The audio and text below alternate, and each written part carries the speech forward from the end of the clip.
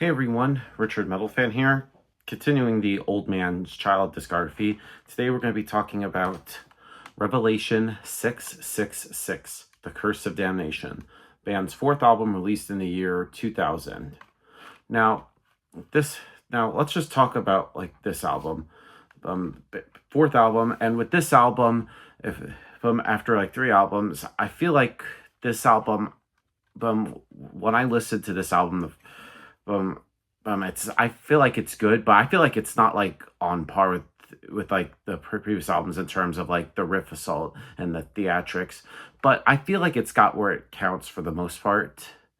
But the one thing that really is kind of weird is like the production on here. I feel like the guitar tone kind of has a bit of the blubbery kind of thing, kind of like very thrashy, kind of like Exodus or even Creator sound, just very thrashy kind of bit. And the difference here, I feel like it fits like the aesthetics of the album quite effectively. It's not that there is anything else going on behind them, but I feel like the riffs managed to carve its way through sort of like the chaos and slingshot its way throughout the album. I feel like Gallagher's style on here consists of like the power chords and slower tremolo picks, and same thing with Jardar, their other guitarist. He comes up with some really great leads. And I feel like the keyboards here are forced to stand in the shadows that make sort of like sporadic advances. I really wish they could have been used a lot more. I mean, there is some keyboards right here, but it's very rare and overwhelming. The bass on here is pretty audible a little bit, but not as much. And then they have like this drumming is shared by two drummers. Of course, this album marks the return of Jajalev on drums. And then he also on here is Grimar as well. Well, I can't tell who's who on the drums, so if I made a mistake, correct me if I'm wrong. But let's just dive into this album track by track. Now, starting things off is Phantoms of Mortem Tales. Now, it opens up and builds and finally gets going, and it just rocks when it does. And then there's sort of like a groove right here of Old Man's Child is definitely apparent, especially in like the drumming part of the songs. The guitars are pretty good as well. And the keyboards in here are really great as well as most of like some of Old Man's Child's keyboards. And the vocals are, in my opinion, better than, of course, Dimmu's. I mean, if you like also Dimmu, which funny enough, Gallagher was bouncing between Dimmu and Old Man's Child at the time with this, or I think after this he joined Dimmu. Correct me if I'm wrong. Just if you love love Dimmu, you'll love Old Man's Child. Let's just leave it at that. Then we get to Hominis Nocturna. Now, this song starts off really well with some awesome keyboards in sync with the other instruments, and this song later seems to become non-melodic, then jumps back into a great riff, and the vocals are the same as we come to expect from Old Man's Child, so if you like them, great. But if you don't, it's not really a song from you. But the drums are really fantastic with some punchy double bass in here, and some really great drumming throughout. In Black Endless Void. Now, this is one of my favorite songs from the album. Now, this song has some great guitar riffs and perfectly mixed with the slow but amazing drums and some always great keyboards. And the keyboards stood out for me in this song, especially in the beginning. And it just combines like the slow yet times fast and complicated sort of like gothic sounds.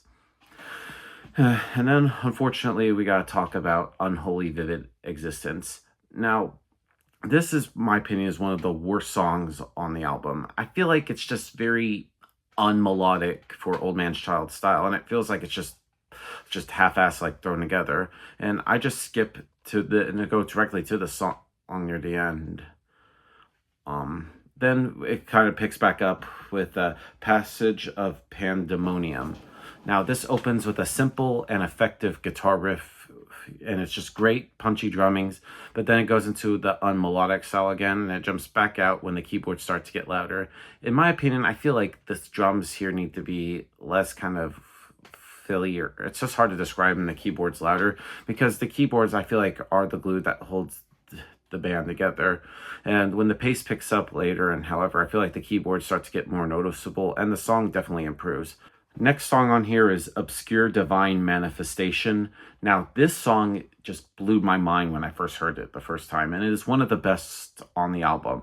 has sort of like that old school kind of like death metal vocals at times. It is a great change of pace, and it's also one of the faster and more well thought out songs on the album. And the drums and the guitars are perfectly in sync, which creates an amazing sound that is be heard to believed. World Expiration, or Expectation, I should say. Now, this is a good song, but like I said, similar to Unholy Vivid in a sense, I feel like it's just thrown together for the album. And I feel like the bass needs to be louder because I feel like there's parts where you can't hear it, but it's just amazing. The growls in this song are proving it again that Gallagher's a genius vocalist, and I just can't even imagine and how if his throat is all fucked up after this album.